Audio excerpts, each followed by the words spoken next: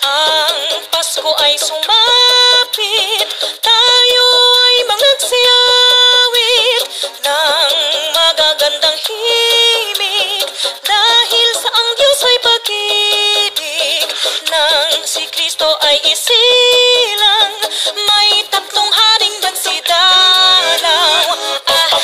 Ang bawat isa ay nagsipaghandog ng tanging alay. Bagong taon ay magbagong buhay, nang ligaya ang ating bayan. Tayo'y magsikap upang makamtan natin ang kasaganahan.